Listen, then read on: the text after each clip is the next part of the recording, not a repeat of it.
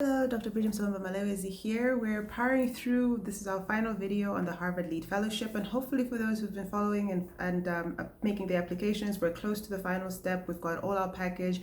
We're getting really close to submitting our application, but hopefully these videos have been helpful in terms of your preparation and just getting everything put together. Now, I've gone through a whole bunch of series, and those who are watching this final video, if you haven't, just watch the ones before.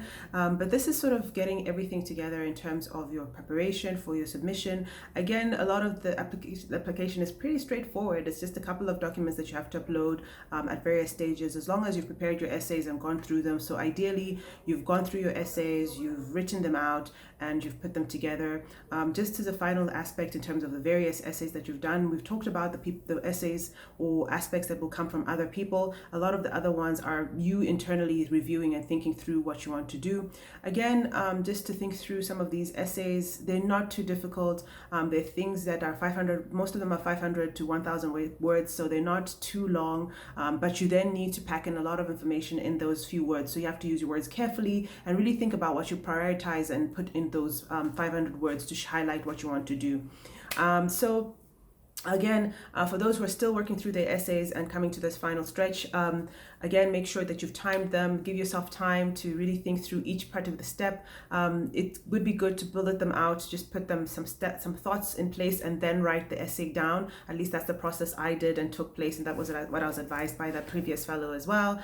And really think through how they all speak to each other in a way, and sort of they shouldn't be like so very separate entities. It should all speak to the one direction for you as your career, where you want to go, what you want to do. And so all of this should sort of feed into each other. So some of the essays that you'll be writing, one is your letter of intent. Again, as I mentioned previously, this is your sort of the longest that you have to do. It's 1,000 words. So you're just talking about why you want to do this, why do you want to do this course, why do you want to do this aspect, and then get deep into that, what you hope to achieve from that, what you hope to gain and give from this aspect. So that's something that really gives you room, because 1,000 words just sort of gives you a little bit more room to talk about your background. I did that as sort of about sort of my background, about what I'd done before, why I'm interested in women in global health specifically, or women's health specifically, what I hope to achieve, and what I like about the potential for this program. So again, just get into that and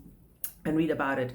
Overarching of all of that, please do read about, get onto the website for women, sort of go into the website for the program, for Harvard, for some of the programs, so that you can speak to very specific details that you think you would benefit from. So for example, for myself, I do a lot of these kind of videos. So I spoke about how I want to do communications, and that's what I've been practicing and doing a lot of in terms of my courses as well. So you have to think through what courses are available, why it aligns to what you want to do, and then you start to build that all into place. And what you will see is some of the essays speak to the same thing, so you have to sort of add on instead of repeat, just sort of complement each other. So for example, your intent is why you want to do this. Your career progression is saying where you want to go, what you want to do, and then how your the training plan aligns to that. So you're talking about the courses you want to take. Again, this is important. You have to make sure that you're speaking specifically to Harvard. Why Harvard? What, are there any lecturers you like? Are there any particular courses you like? So again, really looking at the vision, the mission.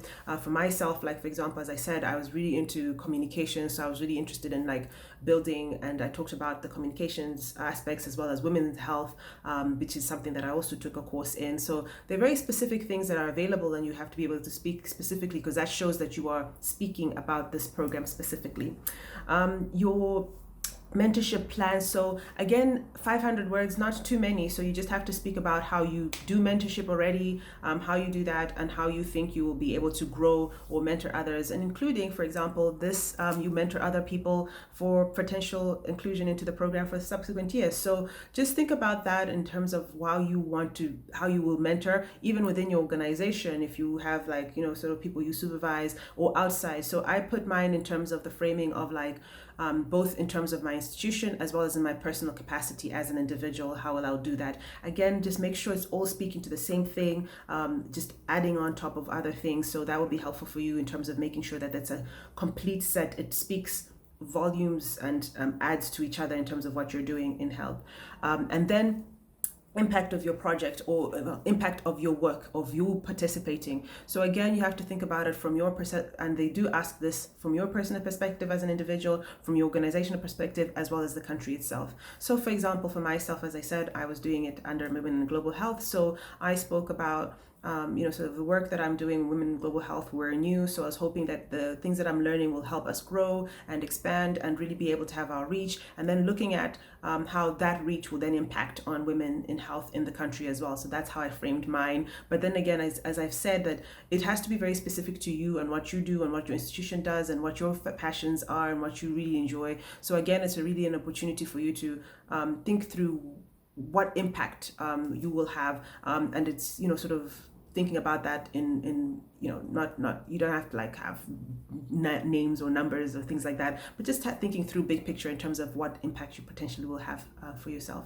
So I hope that your essays have all of this in place, and again, just get everything lined up. What I did when I was finalizing my submission is I had everything in final. I had my folder ready, I put it all there, I had everything, I checked, I had a checklist that I was cross-checking every time just to make sure that I was I had everything that I needed, all these essays, all the letters of recommendation and everything else. And when it's time to sit in front of your application, it's not going to be too difficult. You just fill in the few things that are there, and then you just start uploading these documents. And again, one of the other key things as you're getting close to your final submission is to make sure that your referees, remember there's 2 referees that have to submit a reference for you outside of the, like, not directly with your submission. So make sure that you remind them about that, because an email will come from them for them to submit that on your behalf as well.